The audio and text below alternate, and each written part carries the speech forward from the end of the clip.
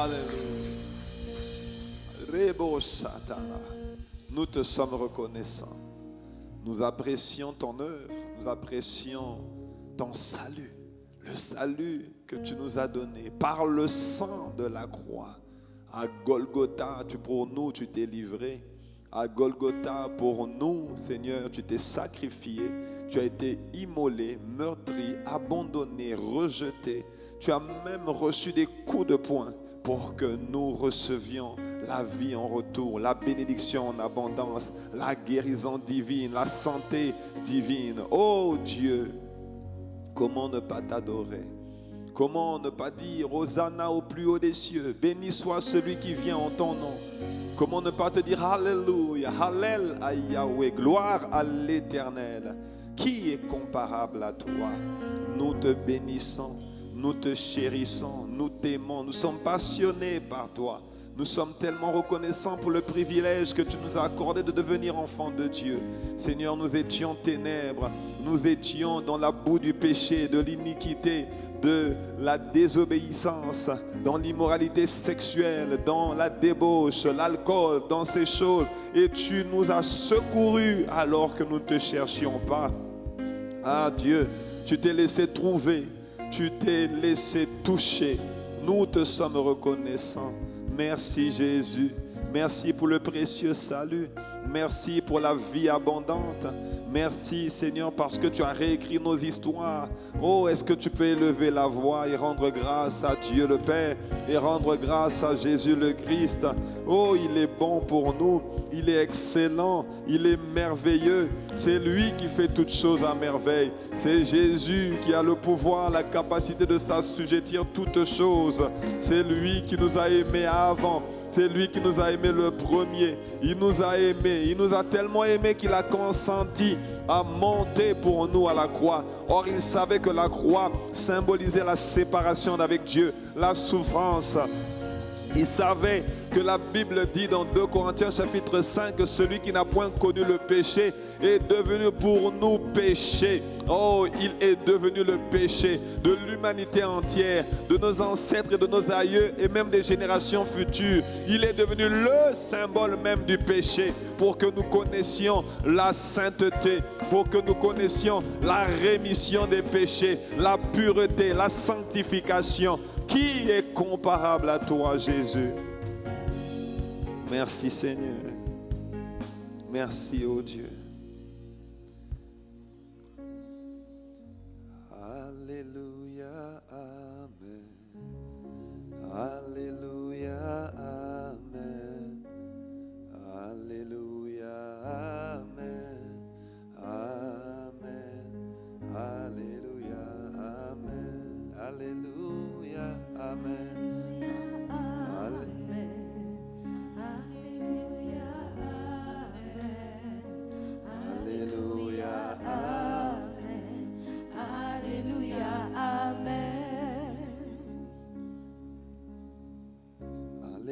Alléluia, Amen. Alléluia, Amen. Alléluia, Amen. Amen. Alléluia, Amen. Alléluia, Amen. Alléluia, Amen. Alléluia, Amen. Amen. Alléluia. Alléluia, Amen, Amen, Alléluia, Amen, Amen, Alléluia, Amen, Amen, Alléluia, Amen, Alléluia, Amen, Amen, Alléluia, Amen, Amen, Alléluia, Amen, Amen, Amen, Alléluia, Amen. Alléluia, Amen. Amen. Alléluia, Amen. Amen. Alléluia, Amen. Amen. Amen. Alléluia, Amen. Adorons Jésus. Amen. Adorons le roi. Amen. Adorons Jésus. Amen. Amen. Alléluia, Amen. Célébrons Jésus. Amen. Célébrons Jésus. Amen. Célébrons Jésus. Amen. Amen. Alléluia. Amen. Il est incomparable. Amen. Il est merveilleux. Amen. Le seul chemin. Amen. Amen. Alléluia. Amen. Adorons le roi. Amen. Adorons le roi. Amen. Adorons le roi. Amen. Amen. Alléluia. Amen. Élevons son nom Amen. sur toute la terre, Amen. sur toute la Guadeloupe. Amen. Amen. Alléluia. Amen. Élevons son nom Amen. au-dessus de tout. Amen. Élevons son nom. Amen. Amen. Alléluia. Amen. Élevons Jésus. Amen. Élevons Jésus. Amen. Élevons Jésus. Amen. Amen. Alléluia. Amen. Alléluia. Amen. Amen. Alléluia. Amen. Amen. Alléluia. Amen. Amen. Amen. Alléluia. Amen. Exaltons le roi. Amen. Exaltons le roi. Amen. Exaltons le roi. Amen. Amen. Alléluia. Amen. Alléluia. Amen. Amen. Alléluia. Amen. Amen. Alléluia. Amen. Amen. Amen. Alléluia. Amen. Proclamons sa gloire. Amen. Admirons sa beauté. Amen. Contemplons sa splendeur. Amen. Amen. Alléluia. Amen. Il est digne de gloire. Amen. Très digne de louange. Amen. Exaltons le roi. Amen. Amen. Alléluia. Amen. Alléluia. Amen. Amen. Alléluia. Amen. Amen. Alléluia. Amen. Amen. Amen. Alléluia. Amen. Nous accueillons ta présence. Amen. Nous honorons le roi. Amen. Oh, admirons-le. Amen. Amen. Alléluia. Amen. Merci, Esprit de Jésus. Amen. Merci, Esprit de Dieu le Père. Amen. Tu es honoré. Amen. Amen. Alléluia. Amen. Seigneur, sois honoré. Amen. Oh oui, sois adoré. Amen. Oui, sois élevé. Amen. Amen. Alléluia. Amen. Alléluia. Amen. Amen. Alléluia. Amen. Amen. Alléluia. Amen. Amen. Amen. Alléluia. Amen. Alléluia. Amen. Amen. Alléluia. Amen. Amen. Alléluia. Amen. Amen. Amen. Alléluia. Amen. Oui, sois acclamé. Amen. Oui, sois acclamé. Amen. Oui, sois acclamé. Amen. Amen. Alléluia. Amen. Oui, sois acclamé. Amen. Oui, sois acclamé. Amen. Oui, sois acclamé. Amen. Amen. Alléluia.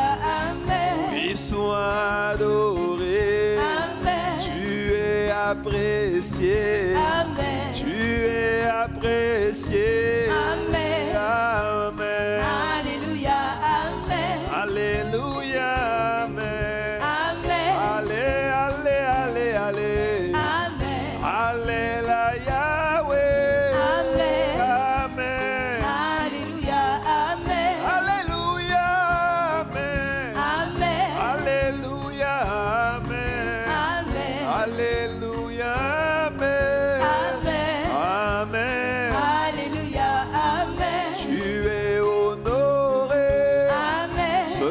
matin encore, Amen. ton peuple t'adore. Amen. Magnifique, Alléluia. Amen. excellent Papa, Amen. merveilleux Seigneur, Amen. redoutable Sauveur. Amen. Amen. Alléluia. Amen. Oui, nous t'accueillons, Amen. nous te désirons. Amen. Sois honoré. Amen. Amen. Alléluia. Amen. Alléluia. Amen. Amen. Allez, allez, allez, allez, allez. Amen. Alléluia. Amen. Amen. Amen. Alléluia. Amen.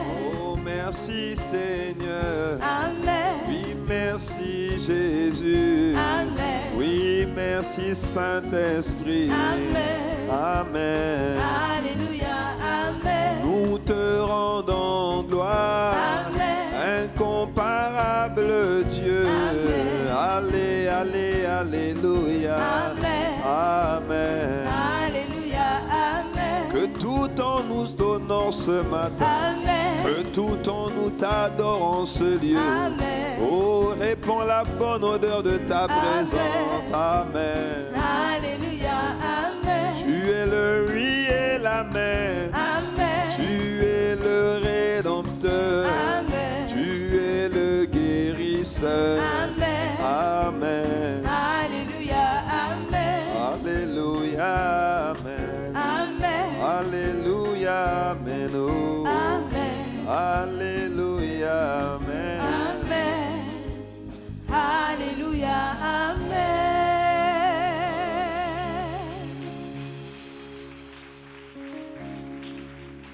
Oh, merci Seigneur. Merci Jésus. Nous accueillons ta présence en ce lieu. Nous honorons le nom de Jésus en ce lieu. Pas seulement aujourd'hui parce que c'est dimanche, mais chaque jour de nos vies. Seigneur, nous ne voulons pas être de ceux qui disent Seigneur, Seigneur avec les lèvres, mais dont les cœurs sont éloignés de toi. Ce matin encore, nos regards sont tournés vers toi. Ce matin encore, nous nous approchons humblement du trône de la grâce, parce que c'est de là que nous obtenons miséricorde et la grâce d'être secourus dans nos besoins. Nous te bénissons, nous chérissons ta glorieuse présence déployée, manifestée ici par le Saint-Esprit. Nous t'honorons, nous savons qu'il n'y a pas d'autre Dieu que toi. Les hommes changent, mais toi, tu ne changes pas. Tu es le même hier, aujourd'hui, éternellement. Tu es celui en qui il n'y a point de changement ni d'ombre de variation. Il n'y a pas d'inflation en toi, il n'y a pas de crise économique en toi, il n'y a pas de déflation en toi. Tu es toujours le même, tu ne changes pas. Tu es le Dieu beau et merveilleux, magnifique en sainteté, riche en bonté, glorieux Seigneur, excellent Saint-Esprit. Tu es à la fois Père, tu es à la fois Fils et tu es à la fois Saint-Esprit. Tu es la divinité même. Et tu es, oh oui Seigneur, le Dieu qui est avec nous, qui habite en nous, notre Emmanuel, le Dieu qui est avec nous. Tu habites en nous, le Saint-Esprit est là ici. Voilà pourquoi, oh Dieu, nous ne voulons pas faire ce que nous voulons. Seigneur, nous aurions pu nous appuyer sur nos diplômes, sur nos expériences, sur notre intellect. Mais, oh Dieu, quelle hérésie, quelle tromperie, quelle séduction. Nous refusons de nous appuyer sur nous parce que tu as dit que si ce n'est toi qui bâtis, celui qui bâtit travaille en vain. Tu as dit dans le livre de Zacharie que ce n'est ni par la force ni par la puissance, mais c'est seulement par ton esprit. Autrement dit, ce n'est pas par l'intellect humain, ce ne sont pas par les expériences humaines, ce ne sont pas, Seigneur notre Dieu, par les positions, oh oui, sociales. Non, c'est seulement par le glorieux Saint-Esprit. Alors inonde-nous de toi ce matin. Remplis-nous et conduis-nous. Parle-nous ce matin. Donne-nous une parole à propos, celle dont nous avons besoin, celle qu'il est nécessaire pour nous d'entendre et de comprendre. La Bible dit que tu as ouvert l'intelligence des disciples pour qu'ils comprennent les Écritures. Alors par le Saint-Esprit ce matin, ouvre notre intelligence, ouvre notre entendement. S'il te plaît, parle-nous. S'il te plaît, édifie-nous. Fais-nous sortir d'ici avec la conscience que nous sommes des hommes et des femmes en mission terrestre pour accomplir, oh oui, une vision céleste. Nous te bénissons, nous te chérissons, nous t'honorons, nous te désirons tellement. Oh oui, rends-nous encore plus passionnés de toi. Tu es reconnu comme le seul maître en ce lieu. Nous plantons la bannière de Christ là où nous sommes connectés sur cette plateforme ou ici en présentiel, afin que tout ce qui n'est pas de toi se taise, soit réduit au silence, soit paralysé, et que tout ce qui glorifie Jésus soit pleinement exprimé. Que les esprits de tristesse soient réprimés et chassés. Que les esprits de lourdeur soient réduits à néant et soient réduits au silence. Et que la gloire de Dieu remplisse ce temple, remplisse ce territoire, remplisse ce pays. Parce que là où foule la plante de nos pieds, tu l'as dit toi-même, tu nous le donnes en possession. Oh, merci Seigneur. Parce que tu as dit, demande-moi, je te donnerai les nations pour héritage. Nous te demandons les âmes, nous te demandons les personnes connectées, nous te demandons les personnes disposées, celles que tu as apprêtées pour ce jour particulier et que tu vas toucher par ton esprit à travers la parole de notre bouche. Seigneur, merci pour les moissons abondantes, surnaturelles, le mois de la romance, le mois de la rencontre divine, le mois de la visitation, le mois de la communion, le mois, Seigneur, de l'intimité et le mois, Seigneur notre Dieu, de la manifestation du Christ à l'intérieur de nous. Tu as toute notre attention. Parle, tes serviteurs écoutent. Merci Seigneur. Donne gloire à Jésus en ce lieu. Braque les projecteurs sur Christ et sur Christ seul. Nous acceptons de diminuer afin que tu augmentes. Nous acceptons, Seigneur, de te laisser t'exprimer à travers nos bouches et nos cœurs. Oh, pourvu que tous les projecteurs soient braqués sur Jésus et sur Jésus seul. Reçois l'honneur, reçois la gloire, reçois les acclamations de ton peuple, de tes rachetés, dans le nom de Jésus. Amen, amen, amen. Amen, amen, amen. Amen, amen, amen. Amen. Oh, amen. Amen. Nous disons amen, amen. Amen. Il est digne de gloire. Amen. Il est digne de recevoir Amen. le meilleur que nous avons à donner. Amen. Ah, nous disons oui et amen. Amen. Amen à sa parole. Amen. Amen à ses prophéties. Amen. Amen à sa présence. Amen. Amen à l'œuvre qu'il a commencée. Amen. Oh, dans nos vies, à travers nos Amen. vies. Amen, amen, amen. Amen. Amen, amen, amen. Amen. Nous disons amen. Amen. Connectés devant nos écrans, Amen. nos téléphones, nos ordinateurs. Amen. Oh, nous disons amen. Amen. Oh, ici en ce lieu, Amen. nous disons fais comme tu veux. Amen. Nous disons glorifie Jésus. Amen.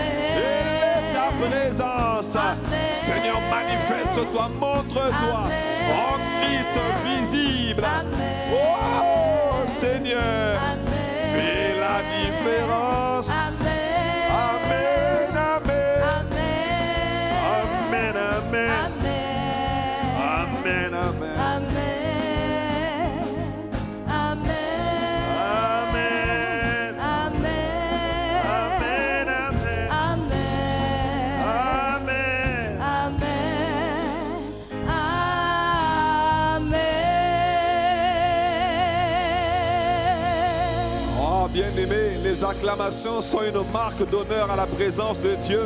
Tu n'es pas en train d'acclamer un homme, tu n'es pas en train d'acclamer pour le pasteur, mais tu es en train d'acclamer pour Jésus. Il t'a donné des mains, c'est pour le louer. Il t'a donné le souffle de vie, c'est pour l'adorer. Alors loue-le, donne-lui le meilleur que tu as, que tu sois ici ou connecté chez toi, dans le nom de Jésus.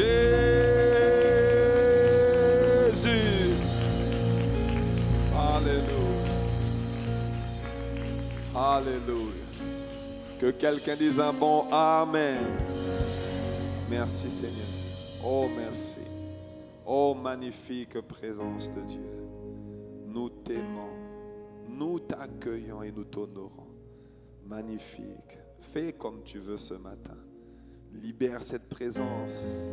Libère cette atmosphère qui va remplir le pays.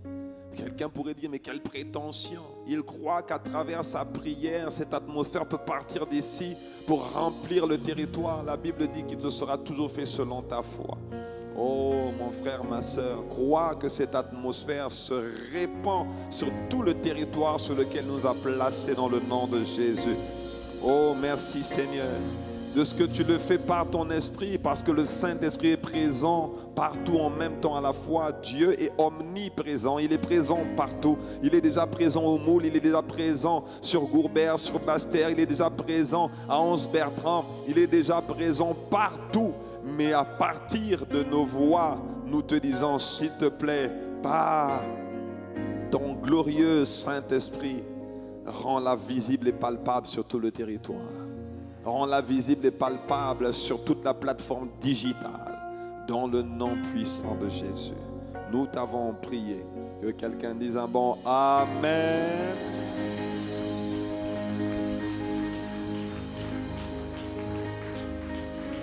Alléluia. Amen, amen, amen. Est-ce que nous pouvons acclamer le Seigneur pour nos bien-aimés chantres? Merci. Que Dieu vous bénisse. Veuillez prendre place. Veuillez prendre place. Nous sommes toujours en présentiel restreint, mais comme nous l'avons compris aujourd'hui depuis plus d'un an maintenant, le présentiel restreint, confinement, couvre-feu ne nous empêcheront pas de louer, de servir notre Dieu. Oh oui, bien-aimé, rien ni personne ne pourra stopper l'œuvre que Dieu a commencée. Personne ne peut museler l'Église, parce que l'Église est l'Église de Jésus. C'est lui qui bâtit son œuvre.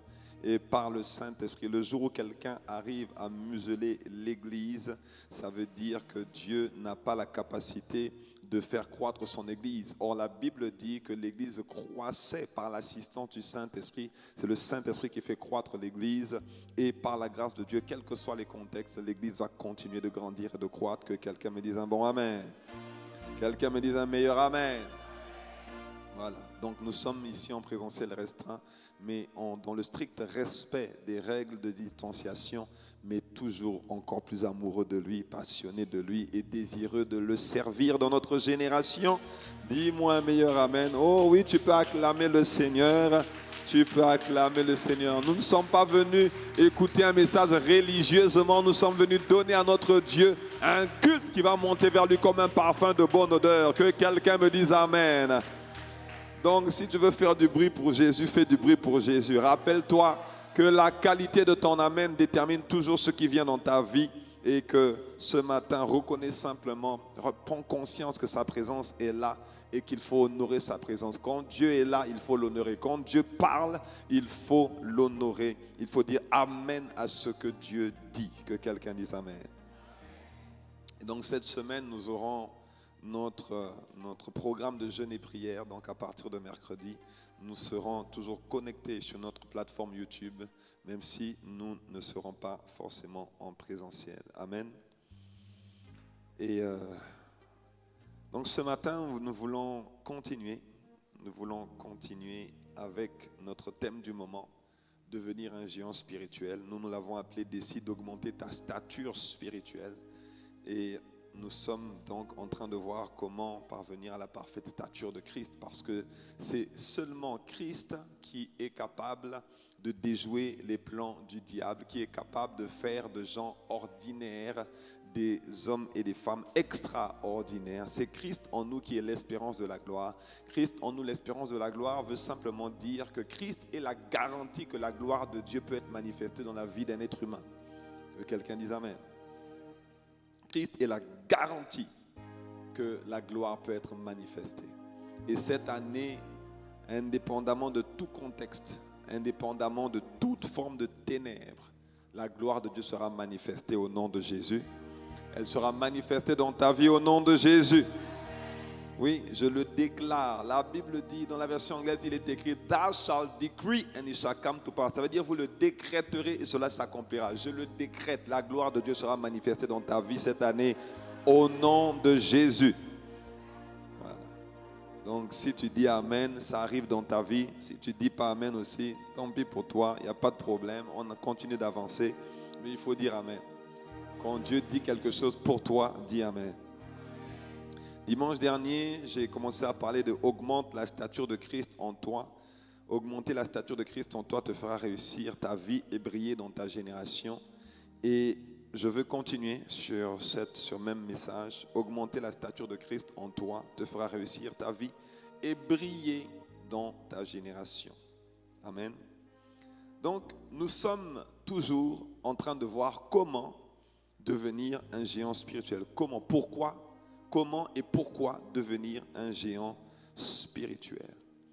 Dans la parole qui nous est donnée depuis quelques semaines maintenant, nous comprenons que nous ne nous battons pas contre la chair et le sang, mais contre les principautés, les dominations, les principautés, les autorités, les esprits méchants dans les lieux célestes. Autrement dit, dans la version Le Semeur de ce passage, Éphésiens 6, verset 12, la Bible dit que nous ne nous battons pas contre des êtres de chair et de sang, mais nous devons comprendre qu'en réalité, nous avons une guerre à remporter, à combattre et à remporter parce que ce que nous voyons avec nos yeux physiques n'est pas tout ce qu'il y a. Ce que nous vivons, ce que nous expérimentons n'est pas tout ce qu'il y a de la vie. La vie est d'abord spirituelle, ensuite naturelle. Elle est d'abord invisible et ensuite visible. Dans Hébreux 11, verset 3, il est écrit « Par la foi, nous comprenons », je lis dans la version Le Semeur, par la foi, nous comprenons que l'univers a été harmonieusement organisé par la parole de Dieu et qu'ainsi le monde visible tire son origine de l'invisible. Ce n'est pas nous qui l'avons inventé. Toute chose, avant de devenir visible, tire son origine de l'invisible. Donc, ne pas considérer l'invisible, vivre sans avoir conscience de l'invisible est une pure folie, bien-aimé. Parce que celui qui domine l'invisible domine le visible. Celui qui contrôle l'invisible contrôle le visible. Parce que nous commençons par concevoir les choses dans l'invisible afin qu'elles soient manifestées comme on le veut dans le visible. Donc, bien-aimés, je vous disais la semaine dernière que on peut prier, méditer la parole, on peut avoir les habitudes spirituelles, on peut servir Dieu, on peut aller à l'église, on peut faire toutes ces choses, mais la plupart des gens font ces choses juste pour grandir spirituellement et après on verra. Mais il est important de comprendre que nous avons été illuminés par celui qui est la lumière, par Jésus, qui a commencé à faire briller notre lumière. Dans Matthieu chapitre 5, il dit « Vous êtes la lumière du monde ». Donc Jésus a allumé notre lumière pour que nous puissions briller dans notre génération, accomplir des bonnes œuvres et que Dieu soit glorifié à travers de nos bonnes œuvres dans les couloirs de nos destinées. Il est important de comprendre en réalité que si nous jeûnons, si nous prions, si nous méditons, si nous servons Dieu, si nous allons à l'église, tout ça, ce n'est pas simplement pour vivre une vie chrétienne de qualité. Non, il y a un dessein, il y a un objectif, il y a un but qui est beaucoup plus grand. Et il faut avoir, bien aimé, la conscience de tout le panorama, de toute l'image, de toute la photo de ce que Dieu te donne de faire. Comme ça, tu vas comprendre le pourquoi c'est important de devenir un géant spirituel et que dans le couloir de ta destinée, tu vas tout faire pour augmenter ta stature afin de parvenir à la parfaite stature de Christ. Si tu me suis, dis-moi un bon amen. Ça veut dire, bien-aimés, que nous ne sommes pas sur la terre par hasard. Ça veut dire que nous ne sommes pas venus pour accompagner quelqu'un. Nous ne sommes pas venus pour contribuer à manifester les desseins merveilleux d'un Bill Gates ou bien d'un milliardaire terrestre, d'un Zuckerberg et de toutes ces personnes très fortunées. Bien-aimés, chacun de nous a un but. Eux, ils ont un but. Nous avons un but, mais personne ne vient ici par hasard. Le hasard n'existe pas avec Dieu. Tu n'es pas juste le fruit de l'imagination de quelqu'un. Tu n'es pas juste le fruit de la pensée, de l'amour, la passion entre un homme et une femme. Non, bien-aimé, Dieu avait décidé, avant la fondation du monde, de t'envoyer sur terre pour un but. Dis avec moi, je suis né pour accomplir un but. Oh, dis encore avec moi, je suis né pour accomplir un but. Proverbe 16, verset 4, l'Éternel a tout fait pour un but, même le méchant pour le jour du malheur. C'est important de comprendre que tu existes pour une raison. C'est important de comprendre que tu n'es pas là juste parce qu'il fallait que tu deviennes chrétien. Tu n'es pas là juste pour être là. Tu n'es pas là parce que ton mari voulait venir à l'église ou ta femme voulait venir à l'église ou qu'il fallait que religieusement, de façon culturelle, tu emmènes tes enfants à l'église. Non, il y a une mission, il y a un but, il y a un objectif pour lequel Dieu a pris le temps de te concevoir. La Bible dit que quand il a créé l'homme, il a regardé, il a dit « Ah, ça, c'est très bon ». Donc quand il t'a créé, il n'a pas dit c'est bon. De même que quand il a créé le ciel, la terre, les plantes, les animaux, il a dit ah oui, ça c'est bon. Mais quand il a créé l'homme, il a dit c'est très bon. Donc, il y a une raison pour laquelle il a dit que c'était très bon. C'était parce qu'il savait déjà qu'il allait t'envoyer sur terre pour une mission importante. Si tu me suis, dis-moi un bon amen. Il faut connaître le but. Il faut connaître le but parce que Dieu nous a envoyés, pas pour échouer, pas pour être des êtres insignifiants. Quand on dit être insignifiant, ça ne veut pas dire que tu es obligé de passer à la télé, qu'on est obligé de parler de toi à la radio, qu'on est obligé de te connaître sur tout le territoire. Non, bien-aimé, mais Dieu nous a appelés pour la réussite. Voilà pourquoi Josué 1, verset 8 dit que ce livre de la loi ne s'éloigne point de ta bouche. Médite-le jour et nuit afin d'agir fidèlement selon tout ce qui est écrit. C'est alors que tu auras du succès dans tes entreprises. C'est alors que tu réussiras. Nous n'avons pas été appelés pour l'échec. Nous n'avons pas été appelés pour l'à peu près. Nous avons été créés, conçus, appelés, manifestés sur la terre pour la réussite. Réussir la vie que Dieu nous a donnée. Nous sommes des voyageurs et des intendants. Tout ce que nous avons nous vient de Dieu.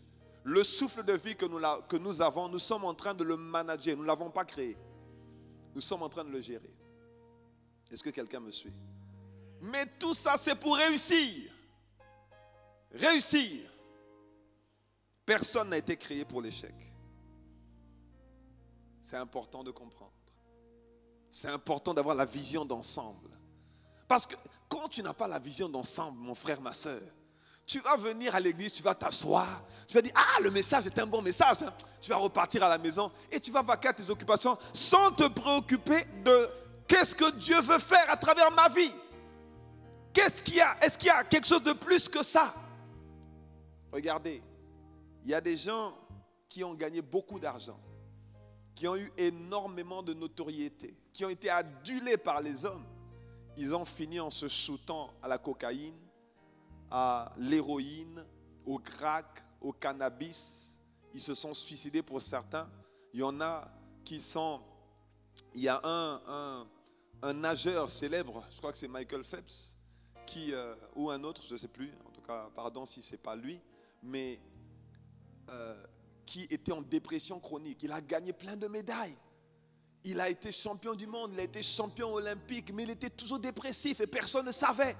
Il était toujours dans la dépression. Autrement dit, ce n'est pas ça qui fait le bonheur. Ce n'est pas le succès, ce n'est pas le fait d'être adulé par les hommes, acclamé par les hommes. Non, bien-aimé, il y a quelque chose de plus que ça. Dis-moi, il y a plus que ça. Avoir la vision, savoir, voir la vision d'ensemble est important. Tu comprendras que tu n'es pas juste appelé à te lever le matin, faire ta prière, aller au travail, revenir à la maison, faire ta prière et aller te coucher. Tu comprendras que tu n'es pas juste appelé à devenir chrétien, venir à l'église le dimanche ou bien te connecter le dimanche chez toi et puis il n'y a plus rien. Non, mon frère, ma soeur, il y a plus que ça. Il y a plus que ça. Dieu a un but. Et découvrir ce but doit être le moteur, doit être notre priorité, doit être la mission pour laquelle, bien-aimés, nous devons, la mission, c'est accomplir le but sur la terre. C'est cette mission-là qui doit être la mission la plus importante pour nous. Est-ce que quelqu'un me suit? La vision est importante. Savoir est important. Parce que je me rappelle, il y a quelques années, quand je travaillais dans l'informatique et j'étais consultant, j'allais de mission en mission pour une société de I services. actually heard that one was Wow. Je suis impressionné. Mais nous sommes dans une activité spirituelle, donc ne soyons pas surpris. On bénit Dieu pour nos bien-aimés qui sont en train de travailler activement pour que le culte monte vers Dieu comme un parfum de bonne odeur. Voilà. Mais nous savons que c'est une activité spirituelle et que l'ennemi voudra mettre son grain de sel, mais il a déjà échoué au nom de Jésus. Alléluia. Et donc, je me rappelle que j'allais au travail et un jour, je me suis dit, mais ok, je suis marié, j'ai des enfants, j'ai un bon travail par la grâce de Dieu, mais je sens que c'est pas ça.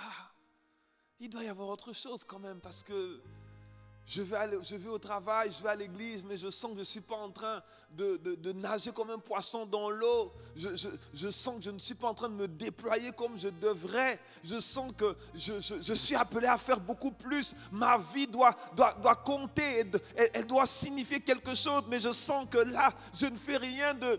Je fais quelque chose, mais ce n'est pas ça. Jusqu'à ce que le Seigneur me dise un jour que je suis appelé à le servir. Et là, j'étais tellement content. J'étais tellement heureux de savoir ça, que j'étais appelé à servir Dieu et que j'avais la réponse à la question que je me suis posée pendant des années. À quoi est-ce que tu m'appelles? Qu'est-ce que tu veux que je fasse? Dans quoi est-ce que tu veux que je m'oriente? J'avais commencé à entreprendre, mais Dieu m'a dit, c'est pas ça.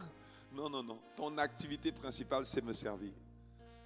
Et j'étais content. J'étais tellement content que je savais que quand j'arrêtais mon travail, j'allais plus forcément avoir la même rémunération qu'avant. Et je savais qu'après les ascédiques, cet argent allait finir. Je ne savais pas ce que j'allais faire, ni comment j'allais gagner ma vie, ni comment j'allais nourrir ma famille. Mais j'avoue que ça m'importait peu. C'est pas que c'était pas important, mais je savais que à partir du moment où Dieu m'appelle et me dit je t'appelle, il allait pourvoir parce que c'est lui qui m'a appelé. Il me fallait juste avoir la réponse de Dieu, le dit de Dieu. Quand je lis le livre de Genèse chapitre 11, Dieu a dit à Abraham, quitte ton pays, quitte ta patrie et va à la maison de ton père et va dans le pays que je te montrerai. Bien-aimé, Abraham ne savait pas où il allait. La Bible dit dans Hébreu 11 nous explique en réalité ce qui s'est passé.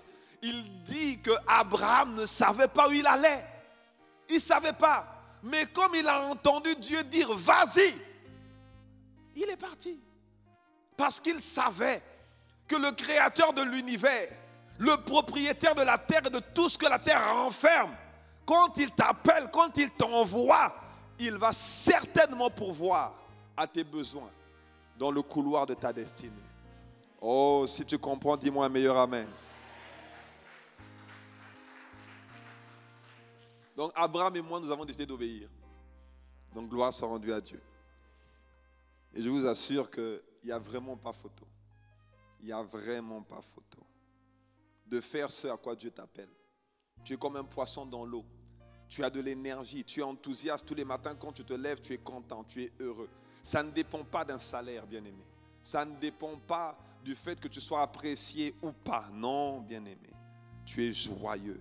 Tu as accompli les desseins de Dieu pour ta génération. Surtout quand tu vois des vies changer, transformées. Il y en a, ils nous posent la question, mais pasteur, on ne sait pas comment vous faites. Mais vous n'avez aucune idée.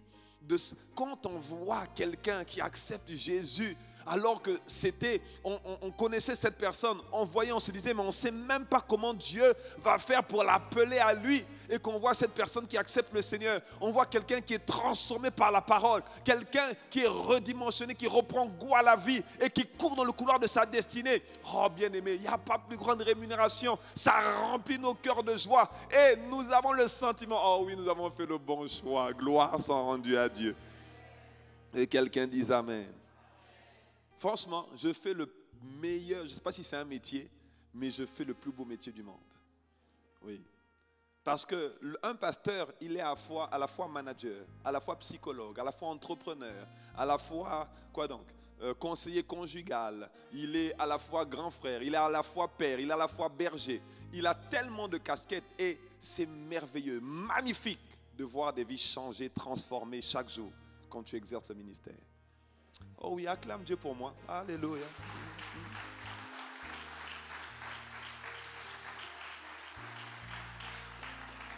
Donc, mon frère, ma soeur, n'aie pas peur de l'appel.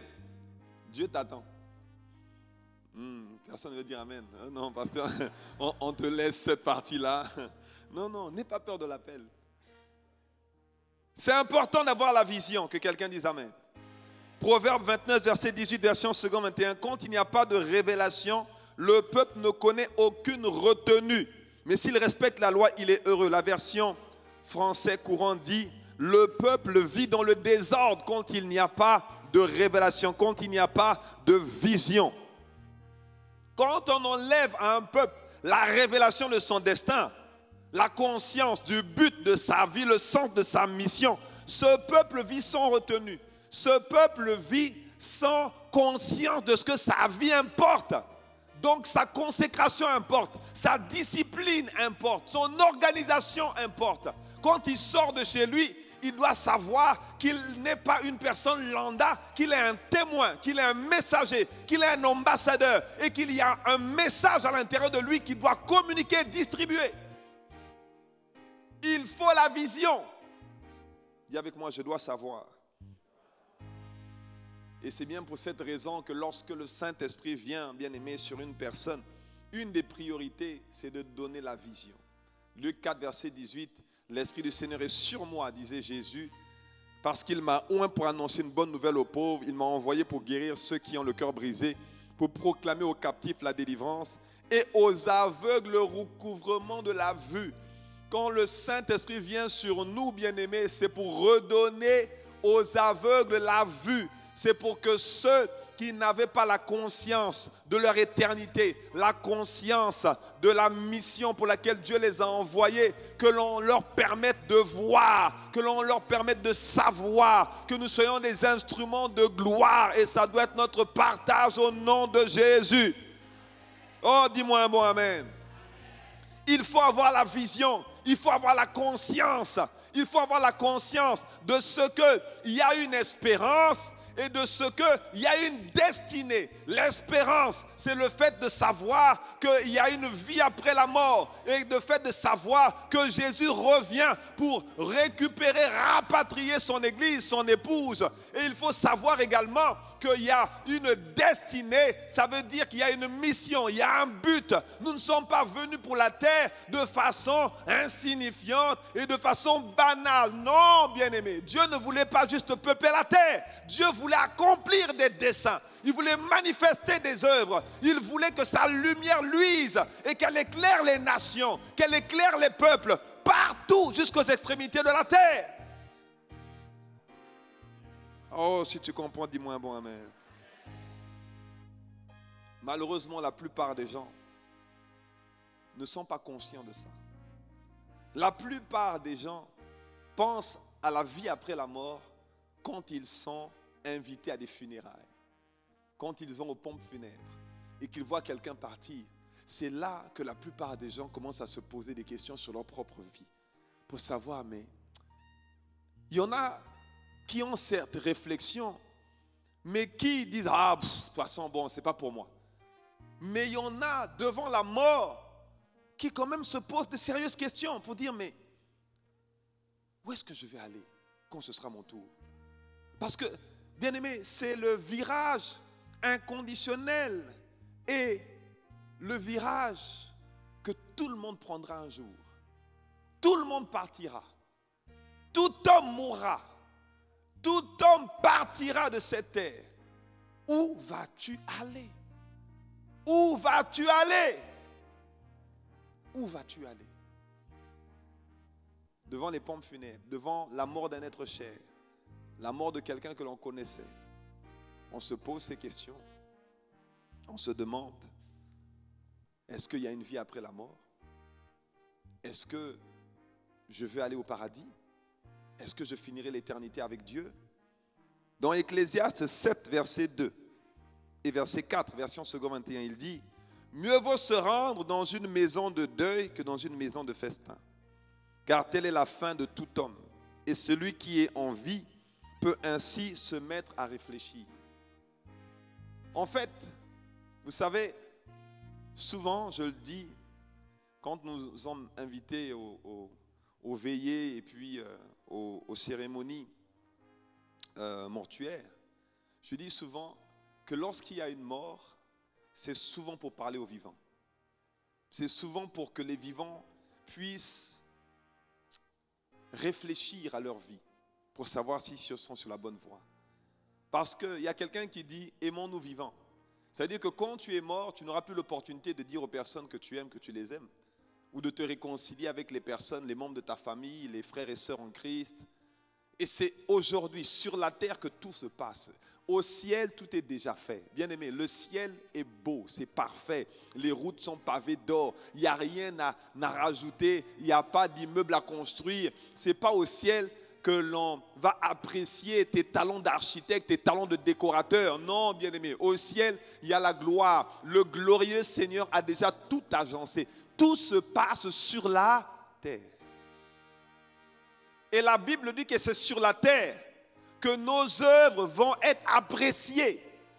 C'est sur la terre que l'on va pouvoir poser des actes qui seront analysés dans le ciel pour savoir si nous avons travaillé comme nous aurions dû. Nous avons fait ce qui était attendu de nous. Nos œuvres seront appréciées dans le ciel. Nous serons mesurés et on mesurera nos œuvres pour savoir si nous avons accompli le plan parfait de Dieu ou si nous avons été une personne lambda. Est-ce que quelqu'un me suit? Dans Ecclésiaste 7, verset 4, il dit « Le cœur des sages est dans la maison de deuil et celui des hommes stupides dans la maison de joie. » Donc, dans la maison de deuil, bien aimé, le sage réfléchit, le sage se demande, suis-je sur la bonne voie? Suis-je en train d'accomplir la mission? Est-ce que j'ai compris ce que Dieu attend de moi? Et si je ne l'ai pas encore compris, si je ne l'ai pas encore reçu, à ce moment-là, ça doit être ma quête quotidienne. Je dois demander à Dieu, Seigneur, à quoi tu m'appelles? Qu'y a-t-il de plus? Quelle est la mission? Qu'est-ce que je dois faire? Qui doit être impacté par ma vie? Qui doit changer de vie à travers ma vie? Qui doit reprendre goût à la vie à travers mon histoire? Le pasteur Yvan dit souvent que quand tu rêves, si dans ton rêve, il n'y a que toi, c'est que ce rêve ne vient pas de Dieu. Dans le rêve que Dieu donne, il y a toujours les autres. Il y a toujours le peuple, il y a toujours les nations, il y a toujours les âmes. Dans le rêve de Dieu, quel que soit ce que tu fais, que tu sois appelé à être un ministre de l'évangile, un évangéliste, un apôtre, un évêque, que tu sois appelé à être un ingénieur, un informaticien, un menuisier, un entrepreneur dans le bâtiment, bien aimé, dans le rêve de Dieu, le rêve que Dieu donne, le rêve que Dieu réveille en toi, il y a toujours les autres. Il y a toujours les hommes et les femmes. Il y a toujours les hommes pour qui tu as une réponse. Mais tu as une réponse pour quelqu'un. Tu es un agent de transformation. Tu es un instrument entre les mains de Dieu. Tu es la personne que Dieu a appelée. Il faut avoir conscience de ça. Ta vie doit compter. Oh, que quelqu'un me dise un meilleur amen. Que quelqu'un me dise un meilleur amen. Si tu comprends le sens du destin, le but de ton existence, mon frère, ma soeur, alors ton objectif sur terre ne va pas juste être la durée de ta vie, ça veut dire vivre le plus longtemps possible, non? Parce que Jésus est parti à 33 ans. Il n'a pas dépassé la quarantaine. Mais il a dit dans Jean 17, verset 3, « J'ai accompli l'œuvre que tu m'as donné de faire. » Il a achevé son œuvre. Il a fait tout ce à quoi le Seigneur l'a appelé. Tu dois libérer tout ce que Dieu a déposé au-dedans de toi. Feu, le docteur Miles Monroe, qui était un grand pasteur dans les Bahamas, disait ceci: l'une des plus grandes des tragédies sur la terre, c'est de partir, de mourir rempli, plein de rêves, plein de créativité, plein d'inventions, plein de poèmes, plein de livres que tu étais appelé à écrire, de poèmes que tu étais appelé à écrire, de vie que tu étais appelé à transformer, de témoignages que tu étais appelé à manifester. L'une des plus grandes des tragédies, c'est de mourir avec toutes ces choses que Dieu a déposées en toi. Est-ce que quelqu'un peut me dire amen? Mais tu ne partiras pas rempli, tu partiras vide au nom de Jésus. Oh, dis-moi un bon amen. Tu partiras vide au nom de Jésus. Oh, yes. Bien-aimé, il faut découvrir le plan pour lequel Dieu t'a appelé.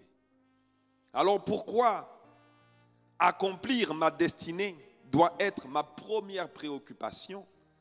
Parce que c'est le but de mon existence. C'est la raison pour laquelle Dieu t'a appelé, pour laquelle Dieu t'a créé. Et c'est parce qu'il y a une vie, bien-aimé, après cette vie qui t'attend. Quand on va partir, le monde ne va pas s'arrêter. En fait, notre vie terrestre va s'arrêter, mais un esprit ne meurt jamais. Nous sommes un esprit habitant dans un corps et possédant une âme. Un esprit ne meurt jamais. Autrement dit, c'est pour ça que la Bible dit que Jésus est venu pour nous donner la vie. Il est venu pour nous donner la vie en abondance. Il est venu pour nous donner la vie éternelle. La vie éternelle, c'est comme une ligne qui commence sur la terre et qui ne s'arrête plus jamais. C'est l'éternité. Et Dieu est dans l'éternité. Il n'a ni commencement ni fin. Et après le départ de cette terre, nous allons continuer à vivre. Mais où allons-nous passer l'éternité? Est-ce que quelqu'un me suit? C'est le but de notre existence. Parce qu'il y a une vie après cette vie. Il y a une vie qui nous attend. Et nous devons comprendre, bien-aimés, que notre vie sur la terre ne dépend pas entièrement du fait d'être sauvé. Parce qu'après le salut, il y a autre chose. Qu'est-ce que tu as accompli? Qu'est-ce que Dieu veut que tu fasses? C'est pour ça que c'est important d'accomplir la destinée pour laquelle Dieu t'a appelé. C'est pour ça que c'est important de comprendre qu'accomplir sa destinée doit être notre première préoccupation. Comprenons, bien-aimés, que quand Dieu nous fait sortir d'Égypte, autrement dit, quand il nous fait sortir du monde, il allume notre lampe. Et cette lampe est appelée à briller encore davantage. Briller, briller, briller, briller. Pour que les hommes voient nos bonnes œuvres et glorifient notre Père qui est dans les cieux. Autrement dit, il y a des bonnes œuvres qui doivent sortir de nous. Colossiens 1, verset 9 nous dit que nous devons être remplis de la connaissance de sa volonté en toute sagesse et intelligence spirituelle. Ça veut dire quoi? Ça veut dire qu'il y a une sagesse et une intelligence que seul le Saint-Esprit peut donner pour nous faire connaître la volonté de Dieu. Et quand nous connaissons la volonté de Dieu, il est écrit toujours dans Colossiens 1 que nous marchons d'une manière digne de lui et nous faisons son plaisir et nous portons du fruit en toutes sortes de bonnes œuvres. Il y a des bonnes œuvres qui doivent sortir de nous. Les bonnes œuvres, ce n'est pas les choses bien. Les bonnes œuvres, ce sont les choses pour lesquelles Dieu nous a créés, pour lesquelles Dieu nous a appelés. Parce que tu peux faire quelque chose de bien. Tu peux aller construire un orphelinat quelque part. Tu peux donner tout ton argent aux pauvres. Mais ça peut ne pas être la chose pour laquelle Dieu t'a appelé sur la terre. Est-ce que quelqu'un me suit? Est-ce que quelqu'un me suit? Alléluia. Alors je vais, avant de clôturer, vous inviter à regarder une vidéo. Et cette vidéo est très parlante et j'ai trouvé qu'elle rentrait bien dans le message. Disons que le Seigneur a déposé dans mon cœur en fait de rajouter cette vidéo au message que je suis en train de donner, qu'il me donne de vous donner ce matin, pour que nous puissions comprendre en réalité ce que nous sommes en train de dire. Est-ce que vous êtes prêts à la régie?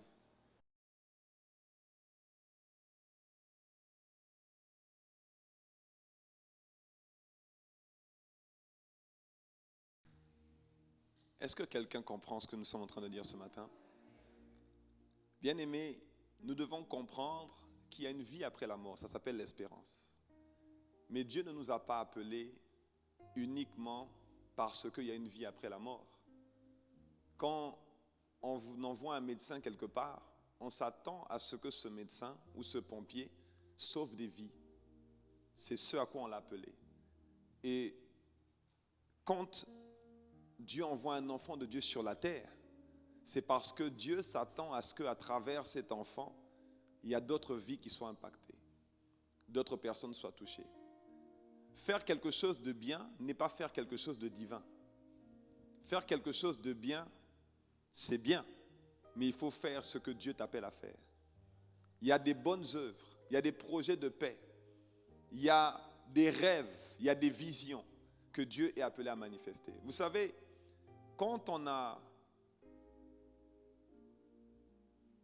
on regarde avec un peu de recul l'état de nos églises, franchement, on réalise que Dieu est vraiment un Dieu d'amour.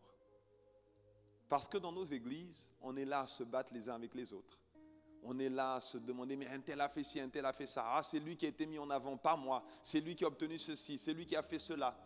On se bat dans nos familles, on se bat, on voit l'ennemi nous empêcher de nous focaliser sur l'essentiel et on n'en est même pas conscient. Et c'est tragique. Et c'est là que tu vois vraiment que Dieu est un Dieu d'amour parce que malgré toutes ces choses-là, il ne nous rejette pas.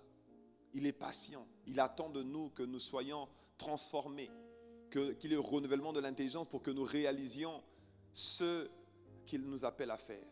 Le discernement de sa volonté parfaite pour nos vies. Est-ce que quelqu'un me suit? Donc, il y a l'espérance, le fait de rejoindre Dieu après la mort.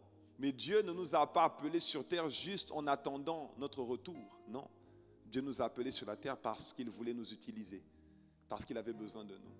C'est la raison pour laquelle, mon frère, ma soeur, que tu aies été blessé, que tu aies été meurtri, que tu aies été rejeté, guéris et avance. Guéris et avance.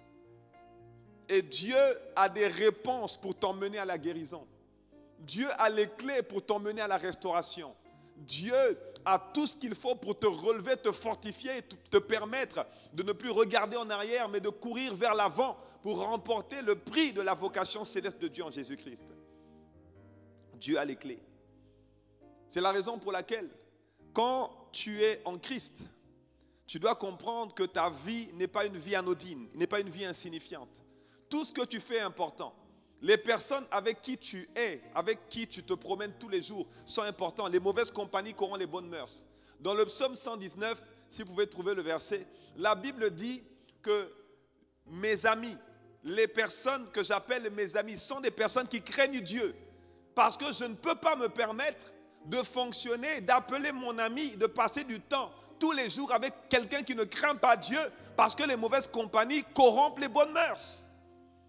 Les personnes qui m'entourent, je fais attention. Pourquoi? Parce que j'ai une mission à accomplir. La personne qui va passer l'éternité avec moi, je fais attention parce que j'ai une mission à accomplir.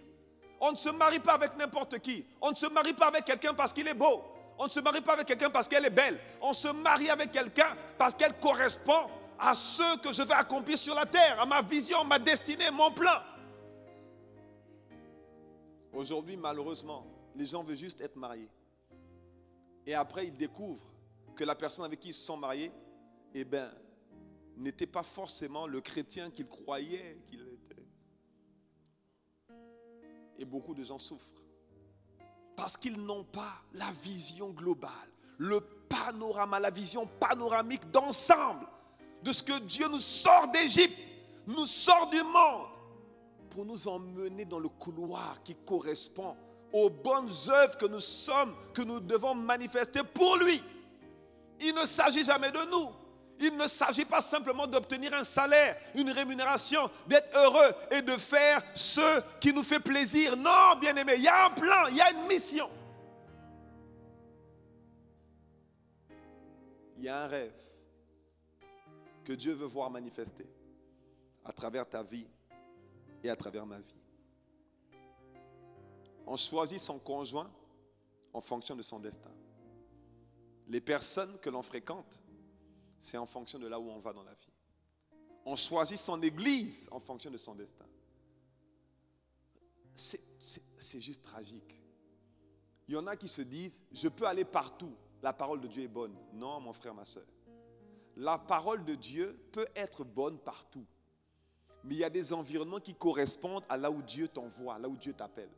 C'est parce qu'on n'a pas cette compréhension que parce qu'on est fâché dans une église, ou bien parce qu'on nous a attristés quelque part, qu'on se dit, oh, de toutes les façons, je veux aller là-bas. Là-bas aussi, il y a la parole. Oui, là-bas aussi, il y a la parole. Mais ce n'est pas forcément l'endroit que Dieu voulait pour toi. C'est pour ça que dans le couloir de ta destinée, la Bible dit, ne vous conformez pas au siècle présent. Romains 12, verset 2, je vais finir avec ça. Mais soyez transformés, ça veut dire, ne vous moulez pas à la façon de faire du monde. Dans le monde, quand tu es fâché, tu tournes le dos. Même des fois, tu es fâché avec ton mari, tu lui tournes le dos, tu lui parles plus pendant une semaine. Ça, c'est ce qu'on fait dans le monde. En Christ Jésus, la Bible dit, ne laisse pas le soleil se coucher sur ta colère. Ne donne pas accès au diable. Quand tu fais ça, tu donnes accès au diable. Parce que dans le monde invisible, spirituel, il y a des esprits qui sont à l'œuvre. Il y a des influences qui sont à l'œuvre. Quand tu es dans un territoire, j'ouvre une petite parenthèse, mais quand tu es dans un territoire et que tu vois que beaucoup de foyers sont attaqués, beaucoup de mariages sont attaqués, comprends que dans ce territoire-là, il y a des influences spirituelles qui attaquent les mariages, qui attaquent les hommes, qui attaquent les femmes. Ce n'est pas anodin. Donc plutôt que de dire, ah, je suis en colère contre toi, va là-bas, quitte, sors, tourne, je te tourne le dos. Mon frère, ma soeur, comprends que c'est spirituel, c'est invisible. Aie la bonne vision des choses. Aie la bonne vision. Il a dit, ne vous conformez pas au siècle présent. Soyez transformés par le renouvellement de l'intelligence pour que vous connaissiez, que vous sachiez quelle est la volonté de Dieu, ce qui est bon, ce qui est agréable et ce qui est parfait. Qu'est-ce que ça veut dire? Ça veut dire que quand Dieu te sauve, la première chose qu'il veut te montrer, ce n'est pas ton mariage ou bien ce n'est pas la promotion. La première chose que Dieu veut faire, c'est te restaurer, te guérir, te construire à l'intérieur pour que tu sois à même de fonctionner avec son esprit et non plus avec tes émotions, tes blessures ou tes sentiments. Parce que tant que tu n'es pas transformé à l'intérieur, bien-aimé, tu ne pourras pas recevoir la parole que Dieu te donne, le choix que Dieu t'appelle à faire. Il y a des personnes qui sont passées à côté de leur mariage parce qu'elles ont été blessées dans leur enfance, abusées par un homme. Et la personne que Dieu a envoyée vers elles a fait quelque chose qui leur rappelait leur enfance. Elle a dit, non, toi, ce que tu as fait là, ça me fait souffrir parce que dans mon enfance, j'ai vécu ça et ça. Mais la vérité, c'est que c'était la bonne personne. Mais tant qu'elle n'était pas guérie, elle ne pouvait pas discerner que c'était la bonne personne. Donc Dieu veut nous restaurer, nous construire, penser les blessures, faire de nous la bonne personne pour que dans le couloir de notre destinée, quand Dieu va dire va à gauche, on va écouter. Même si on voit que là-bas il y a des géants. Rappelez-vous qu'il a dit, je vous envoie à Canaan, la terre promise. Là-bas il y a des géants, 7 types de géants. Les Cananéens, les Éviens, les Jébusiens, tout type de géants.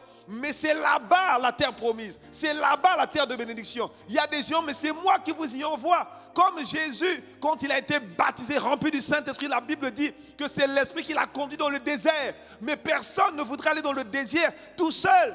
Personne ne voudrait dire, je veux aller dans le désert. Mais l'Esprit te conduit dans le désert. être transformé n'est pas une option. Chercher à être restauré n'est pas une option. Tant que tu ne l'es pas, tu ne peux pas entendre ce que Dieu va te dire. Tu ne vas pas accepter ce que Dieu va te dire.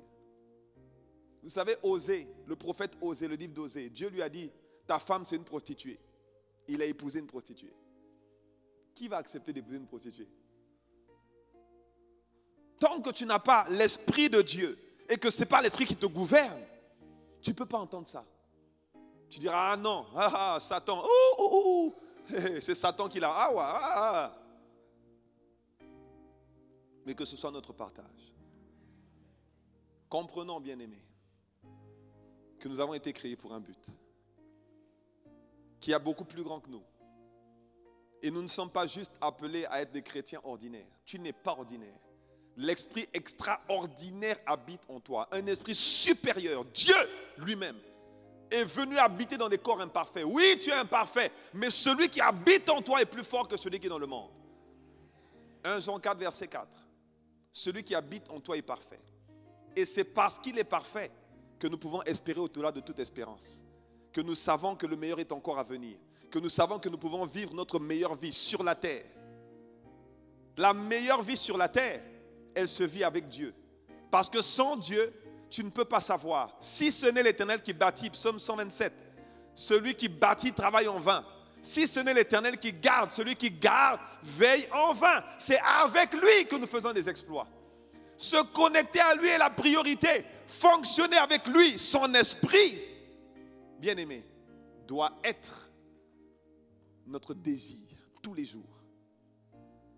Parce qu'accomplir les bonnes œuvres est ce à quoi Dieu nous a appelés.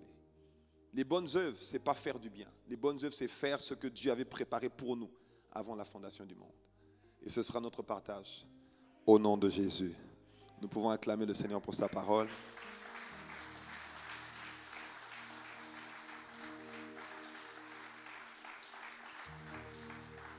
Seigneur, voici mon cœur qui veut faire sa volonté. Seigneur, Seigneur, Seigneur, voici mon cœur qui veut faire sa volonté. Seigneur, je me tiens devant toi. Je viens tel que je suis. Mon cœur est à toi. Ta volonté. Seigneur, je me tourne vers toi. Mon frère, ma sœur et moi. Seigneur, nous sommes devant le trône. C'est toi qui tiens nos vies dans le creux de ta main, Seigneur.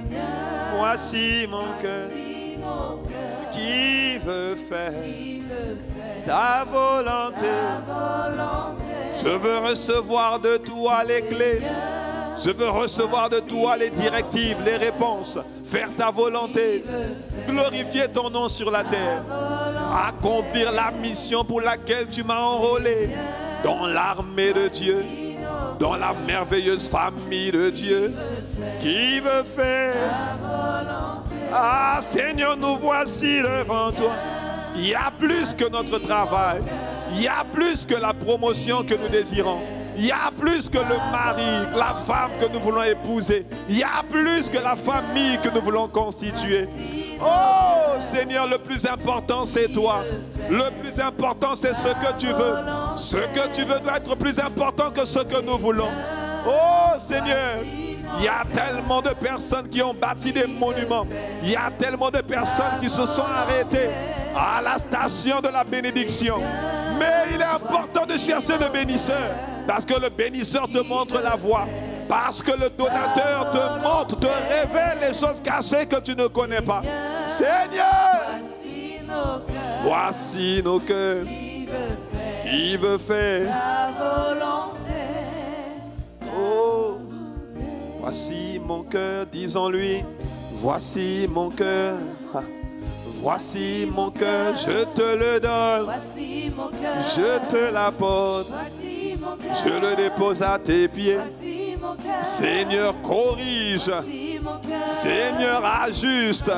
mon cœur. Seigneur, guéris. Voici mon cœur. Seigneur, restaure. Voici mon cœur. Seigneur, fais-le. Voici mon cœur. Seigneur, opère. Voici mon cœur. Mon cœur malade. Voici mon cœur. Mon cœur blessé. Voici mon cœur. Mon cœur endolori. Voici mon cœur. Je te donne la permission. Voici mon cœur. Utilise tes bistouris. Voici mon cœur. Toi, le meilleur des chirurgiens. Voici mon cœur. Le meilleur des réparateurs. Voici mon cœur. Oh, toi, le seul bâtisseur. Voici mon cœur. Ah, Seigneur, voici. Voici mon cœur. Seigneur, voici. Voici mon cœur. Je viens à toi. Voici mon cœur. Tel que je suis. Voici mon Je cœur. me présente Voici mon cœur. devant le trône de grâce. Voici mon cœur. Je comprends que je n'avais pas la vision.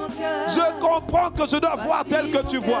Je comprends, Seigneur, Voici mon cœur. que nous serons éprouvés, Voici mon que cœur. nous passerons par le creuset, Voici mon cœur. nous passerons par le feu. Voici mon cœur. Ah, tu as dit dans 1 Corinthiens 3,15 que notre ouvrage Voici mon cœur. sera brûlé Voici mon cœur. et que l'on peut perdre la récompense. Ah, Seigneur, donne-nous la vision de l'éternité Voici mon et cœur. de la destinée. Voici mon cœur. Parce que c'est en cela Voici mon que nous cœur. accomplirons le plan, Voici mon cœur. que nous accomplirons la mission Voici mon pour cœur. laquelle tu nous as appelés. Voici mon cœur. Voici mon cœur. Voici mon cœur. Seigneur, ajuste-nous. Voici mon cœur. Seigneur, corrige-nous. Voici mon cœur. Pardon pour ne pas avoir posé les bonnes actions. Voici mon cœur. Oh, fais ce qu'il fallait. Pardon pour l'égoïsme. Voici mon cœur. Pardon pour l'égocentrisme. Voici mon cœur. Pardon pour nous être focalisés uniquement sur nous. Voici mon cœur. Oh Dieu, Voici mon cœur. pardonne nos manquements. Pardonne notre ignorance. Voici mon cœur. Osez à qui tu as demandé d'épouser une prostituée. C'est lui qui a déclaré: mon peuple périt parce qu'il lui manque la connaissance. Il y en a tellement qui se perdent. Il y en a tellement qui se retrouvent au mauvais endroit, dans les mauvaises assemblées, dans les mauvais environnements, autour des mauvaises personnes, parce qu'ils n'ont pas la vision Voici mon cœur. de la destinée ni de l'éternité. Voici mon cœur. Voici mon cœur, Voici mon cœur. voici mon cœur, Voici mon cœur. qui veut faire ta volonté, Voici mon cœur. qui veut glorifier Jésus, Voici mon cœur. qui veut être un témoin efficace, un témoin fidèle. Voici mon cœur. Oh, Voici mon cœur. agrée l'offrande de nos vies. Voici mon cœur. Nous ne sommes pas parfaits, c'est vrai, mais nous sommes sincères. Voici mon cœur. Et nous venons sincèrement devant le trône de la grâce, parce que c'est là que nous obtiendrons miséricorde et que c'est là que nous obtiendrons le secours dont nous avons besoin dans les couloirs Voici mon cœur. de nos destinées. Voici mon cœur. Voici, Voici mon cœur. voici, Voici mon cœur. voici. Voici mon cœur. Oh, élève la voix pendant quelques secondes. Dis-le avec tes mots. Parle à ton Dieu. Dis-le avec tes mots. Dis-le, me voici, je me tiens devant toi.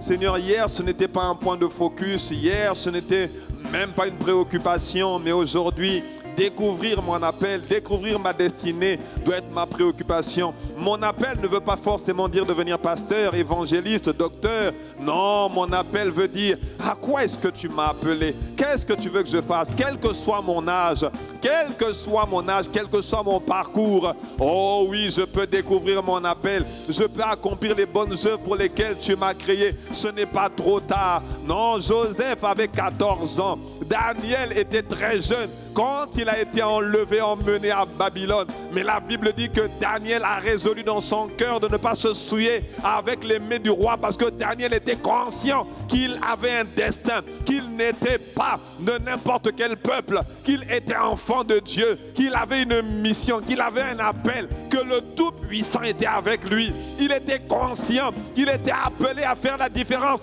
dans dans sa génération. Père, dans le nom de Jésus, nous crions à toi ce matin parce que il n'y a que toi qui peux ouvrir les yeux de nos cœurs, nous rendre conscients de notre appel, nous rendre conscients de ses œuvres, nous faire réaliser les rêves, les missions pour lesquelles tu nous as appelés. Père, entends les cris des justes, entends les cris des rachetés. Le diable a assez fait de dégâts, le diable a assez aveuglé, le diable a assez à paralyser les destinées. Maintenant, ça suffit. Il faut que ça change.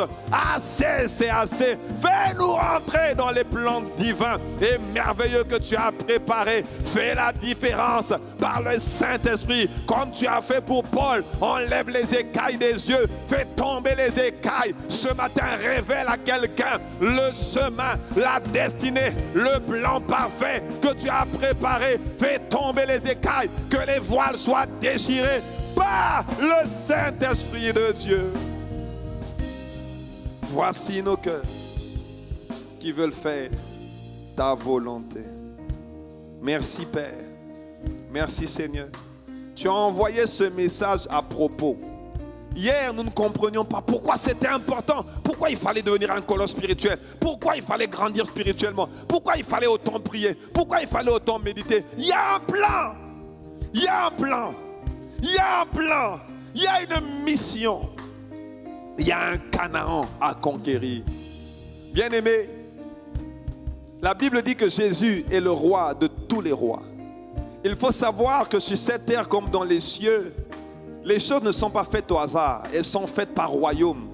Il y a le royaume des eaux. Et on dit que le roi des eaux, c'est la baleine. Il y a le royaume des airs. On dit que le roi des airs, c'est l'aigle. Il y a le royaume de la terre. On dit que le roi de la terre, c'est le lion. Il y a le royaume subatomique, il y a le royaume des microbes, il y a tout type de royaume. Et que le roi de tous les rois, c'est Jésus.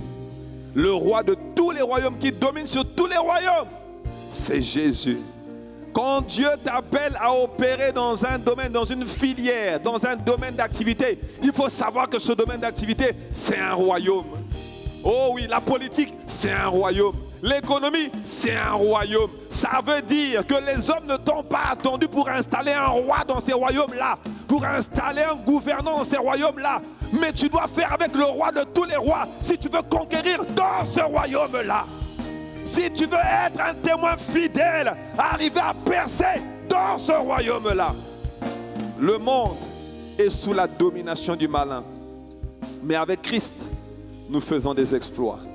Le plus fort habite à l'intérieur de nous. L'héritage de ceux qui le servent, c'est qu'aucune arme forgée contre eux ne prospérera. Ce sera notre partage. Nous allons vivre notre meilleure vie sur la terre. Nous n'allons pas attendre les promotions, les bénédictions, les exaucements, mais nous allons chercher le plan parfait que Dieu avait préparé pour nous avant la fondation du monde. Ce sera notre partage. Père, reçois l'honneur, reçois la gloire, reçois les acclamations, agrée l'offrande de nos vies ce matin.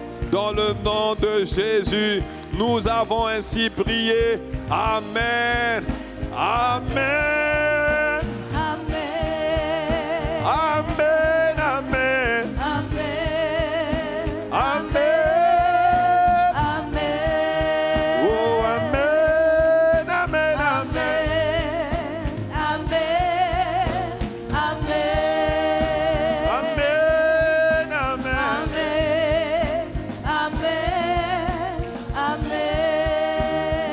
Amen. Amen. Amen. Amen. Amen.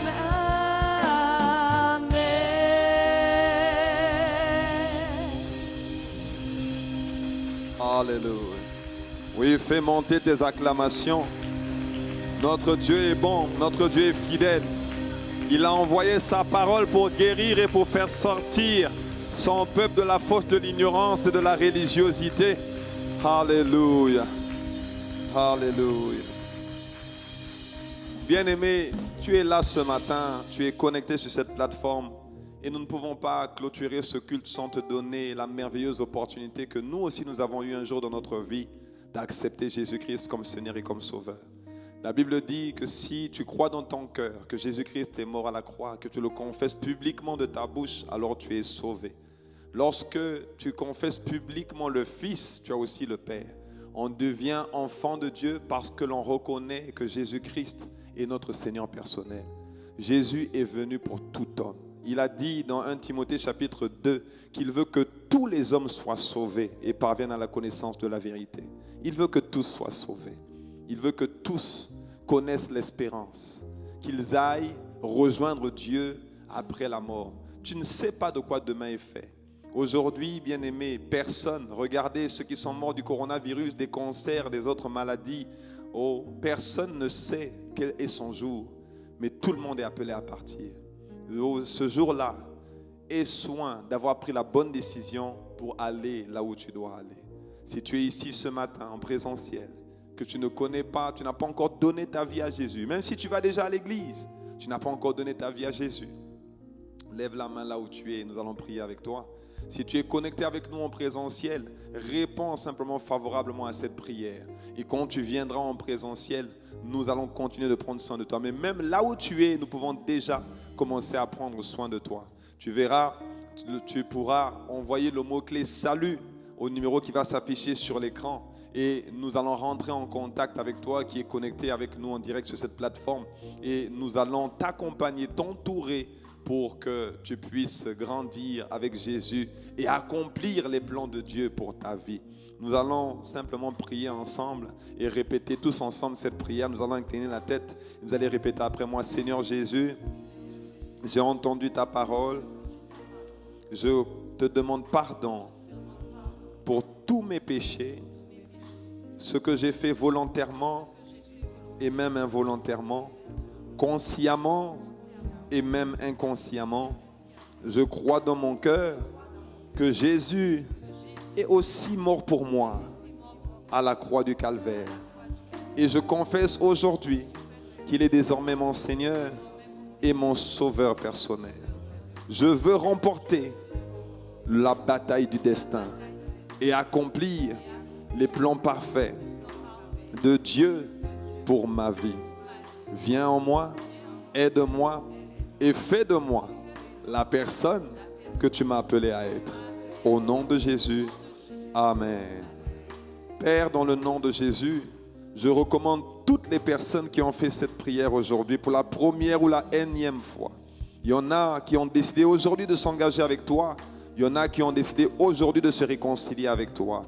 Père, étends ta main, couvre-les de ton sang, rends-les invisibles aux yeux aux attaques de l'ennemi, qu'ils ne repartent plus jamais en arrière et qu'ils commencent à marcher et courir dans les couloirs de leur destinée respective. Béni sois-tu, Père, de ce que tu les as fermés en toi, de ce que tu les fais marcher par la foi et de ce que tu les fais regarder aux choses invisibles alors qu'hier, ils étaient uniquement focalisés sur les choses visibles. Parce que les choses visibles sont passagères et les choses invisibles sont éternelles. Gloire te soit rendue, Père, dans le nom excellent de Jésus. Nous t'avons ainsi prié. Amen, amen, amen. Oh, est-ce que nous pouvons acclamer Jésus? Il y a une âme qui s'est donnée à Dieu. Il y a un homme et une femme qui s'est réconcilié avec Dieu. Bien-aimés, soyons conscients que ceux qui sont connectés avec nous sont plus nombreux que ceux qui sont avec nous en présentiel. Donc, rendons gloire à Dieu. Rendons grâce à Jésus. Honorons le Saint-Esprit par nos acclamations dans le nom de Jésus. Amen. Amen. Amen. Merci d'avoir pris le temps de suivre ce message jusqu'au bout. Nous croyons que vous avez été nourris et édifiés. Et ce que nous vous demandons avant de vous déconnecter aujourd'hui, c'est de faire 5 choses. 5 choses. La première, c'est que nous vous demandons de bien vouloir vous abonner sur notre chaîne ICC TV Guadeloupe, cette plateforme d'édification. Et la deuxième chose, c'est de cliquer sur la cloche afin que vous soyez notifiés de tous nos programmes et surtout ceux qui seront faits en direct. Troisième chose, nous vous demandons de partager afin que d'autres soient également nourris, édifiés, challengés comme vous-même vous l'avez été. Quatrième chose, nous vous demandons de liker, ça veut dire de cliquer sur le pouce afin de dire justement que vous avez apprécié Et enfin, dernièrement, de commenter, de laisser un commentaire pour que cela attire d'autres personnes et que d'autres personnes se nourrissent également de ces messages qui, par la grâce de Dieu, vont être vraiment challengeants pour eux comme ils l'ont été également pour vous. Nous vous disons merci une fois de plus de vous être connectés, d'être venus sur notre plateforme ICC-TV Guadeloupe et d'avoir suivi ce message jusqu'au bout. D'ici là, nous vous souhaitons une très bonne semaine, excellente semaine dans la présence de Dieu et que Dieu vous bénisse encore une fois. Peace.